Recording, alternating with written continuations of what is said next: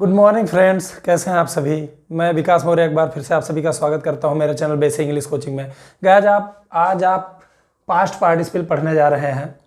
Present participle आपने पढ़ लिया, पास्ट पार्टिसिपल आप पढ़ने जा रहे हो। ये भी एकदम प्रेजेंट पार्टिसिपल की तरह है, लेकिन इसमें थर्ड फॉर्म लगता है, यानी आईएनजी फॉर्म नहीं लगता है, थर्ड फॉर्म लगता है क्योंकि काम समाप्त होता है। चलिए नियम पे देखते हैं।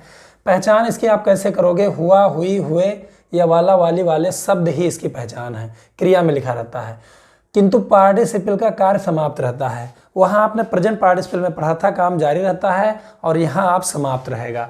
तो गाइस इसका नियम है, क्रिया में थर्ड फॉर्म जोड़ने से पास्ट पार्टिसिपल की रचना होती है। प्रेजेंट पार्टिसिपल में आपने पढ़ा था काम जारी रहता है तो हमने आईएनजी का प्रयोग कर देना होता है। उसके पहले ही नियम में पढ़ा था कि जो है सब्जेक्ट, ऑब्जेक्ट या कंप्लीमेंट किसी भी रूप में आ सकता है, तो ये भी उसी तरह से किसी भी रूप में आ सकता है। जला हुआ बच्चा आग से डरता है। कौन आग से डरता है? उत्तर मिला जला हुआ बच्चा। तो ये एक्चुअली सब्जेक्ट तो है, ये है, लेकिन इसमें एक पास्ट पार्टिसिपल है जला हुआ, ठीक है। तो ये यहाँ पे जला हुआ बच्चा, उसका जलना समाप्त हो गया है, जारी नहीं है, तो इसलिए हम थर्ड फॉर्म का यूज करेंगे, यानी द बर्न्ट, बर्न्ट और चाइल्ड। यानी ये हमने सब्जेक्ट भी लिख दिया और पार्टिसिपल का भी काम हो गया। तो द बर्न्ट चाइल्ड। अब डरना की अंग्रेजी होता है स्केयर, तो वहां पे हमने स्केयर्स लिखना है क्योंकि ये प्रेजेंट इंडेफिनिट टेंस है, प्रेजेंट इंडेफिनिट में एस जुड़ जाता है। फिर आप जब लगाएंगे तब ये लिखेंगे आग, फायर।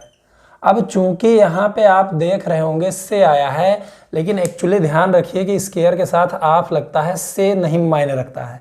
ये फ्रेजल वर्ब है, यानी इसके साथ एक प्रीपोजिशन लगा है, जो लगा है वही लगा रहेगा, दूसरा कुछ नहीं लगा रहेगा। तो जला हुआ बच्चा ये पार्टिसिपल है, the burned child scares of fire. तो ये बन गया। आगे देखिए, मैंने अपना फटा हुआ कोट फेंक दिया। अब यहाँ पे ये ऑब्जेक्ट के रूप में आया है। फेंक दिया किसने? मैंने, सब्जेक्ट है। फेंक दिया क्रिया है, किसको फेंक दिया? फटा हुआ कोट, अपना फटा हुआ कोट। तो ये ऑब्जेक्ट के रूप में आ गया। पहले सब्जेक्ट लिख लीजिए आई। अब फेंक दिया है, प्रेजेंट परफेक्ट टेंस है, तो प्रेजेंट परफेक्ट बनाएंगे यहाँ पे आई हैव। फेंकना की अंग्रेजी थ्रो होता है, उसका थर्ड फॉर्म हो जाएगा थ्रोन। आई हैव थ्रोन, मैंने फेंक दिया है क्या?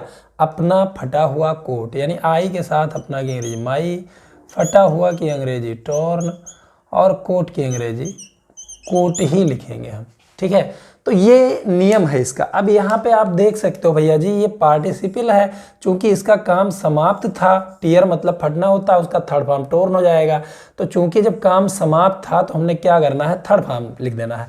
और अगर यही काम जारी होता तो प्रेजेंट पार्टिसिपल यानी आईएनजी फॉर्म लिखते, जो आप पढ़ चुके हो अगर आपने मेरे पिछले 5-6 वीडियो देखे हैं तो आगे देखते हैं। उसके पिताजी एक अवकाश प्राप्त अधिकारी हैं। कौन अधिकारी हैं? उसके पिताजी सब्जेक्ट है।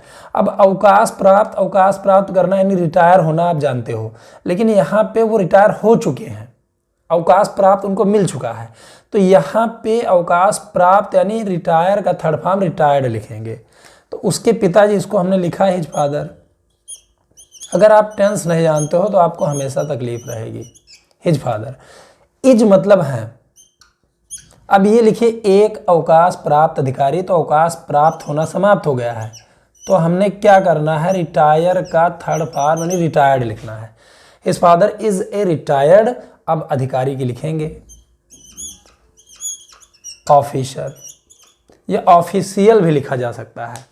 तो गाइस इस तरह से आप ध्यान रखिए कि पास्ट पार्टिसिपल अगर प्रेजेंट सब्जेक्ट के रूप में या ऑब्जेक्ट के रूप में या कंप्लीमेंट के रूप में किसी भी रूप में आ गया है, लेकिन काम उसका समाप्त हो गया है, जारी नहीं है, तो पास्ट पार्टिसिपल यानी थर्ड फॉर्म से बनाएंगे। और अगर वही काम जारी होता तो फिर आईएनजी फॉर्म यानी प्रेजेंट पार्टिसिपल से बनाते। चलिए आगे देखते हैं। एक चीज़ और जान लीजिए, अगर कभी हुआ, हुई, हुए आ गया क्रिया में, काम तो समाप्त है, लेकिन अगर क्रिया में पार्टिसिपल में हुआ, हुई, हुए आता है तो आपको मुख्य ऑब्जेक्ट के बाद ही बनाना है। चलिए ये सेंटेंस को समझते हैं। जैसे ये सेंटेंस है, मैं रोज अपनी किताबों को इस मेज पर बिखरा हुआ पाता हूँ।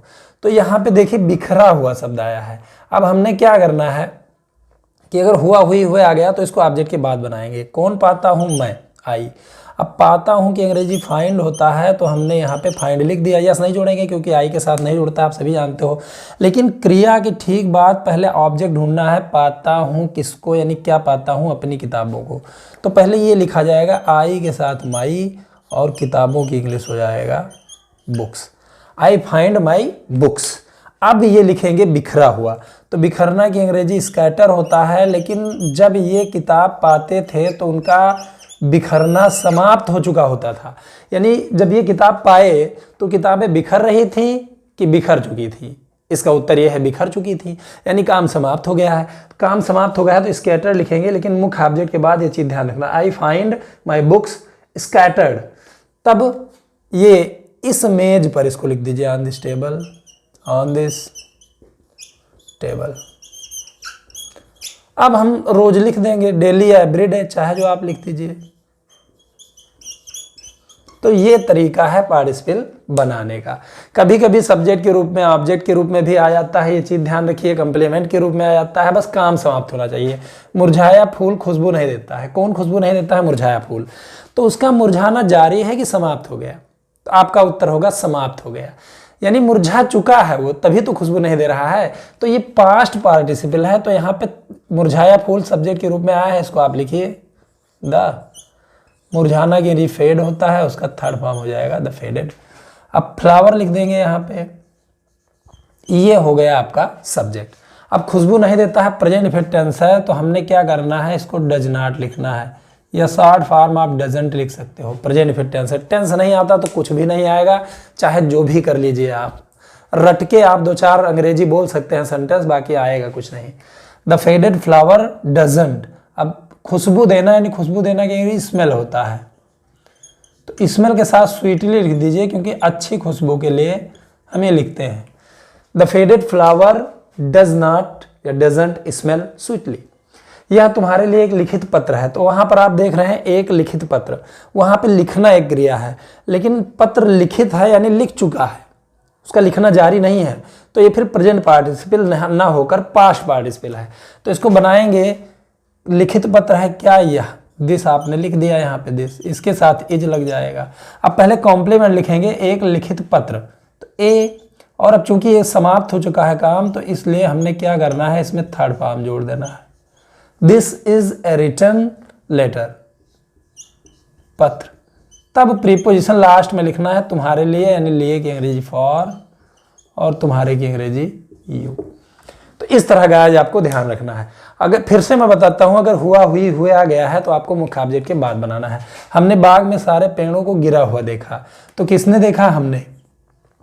सबसे पहले सब्जेक्ट लिख देंगे वी। अब देखना कि सी, उसका सेकेंड फॉर्म सा। किसको यानी क्या देखा? सारे पेड़ों को, पहले ऑब्जेक्ट लिखा जाएगा all the trees. We saw all the trees. अब देखिए गिरा हुआ, जिस क्रिया में हुआ, हुई, हुए, वाला, वाली कर करके जुड़े हैं, वही प्रेजेंट पार्टिसिपल पास्ट पार्टिसिपल की पहचान है। तो आपको ये जो पार्टिसिपल है, ये ऑब्जेक्ट के बाद, मुख्य ऑब्जेक्ट के बाद बनाना है। और देखिए काम जारी है कि समाप्त हो गया। जब पेड़ों को देखा उसने तो गिरे हुए थे, ऑलरेडी गिर चुके थे, गिर तो रहे नहीं थे, गिर चुके थे, यानी काम समाप्त है। तो काम समाप्त है, तो थर्ड फॉर्म यानी फॉल का फॉलन डाउन लिख देंगे, फॉलन डाउन। अब ये लिखेंगे बाग में, इन द गार्डन। तो गाइज आज की ये जो वीडियो है, इसमें पास्ट पार्टिसिपल क्लियर हो गया। प्रेजेंट पार्टिसिपल और पास्ट पार्टिसिपल आप पढ़ चुके हो, अच्छे से उसको ध्यान से एक बार रिवाइज कर लेना। फिर परफेक्ट पार्टिसिपल के साथ मैं अगले वीडियो में हाजिर होऊंगा। दोस्तों इस वीडियो में इतना ही। अगर आप मेरे चैनल में नए हैं तो प्लीज़ चैनल को सब्सक्राइब करके बेल आइकन को हिट कर दीजिए, ताकि मेरे आने वाले वीडियोज़ के नोटिफिकेशन आपको मिलते रहें। और अगर कोई भी सुझाव या कोई भी त्रुटि है तो प्लीज़ कमेंट करके मुझे बताइए। इस वीडियो में इतना ही। Thanks for watching, good bye, have a nice day.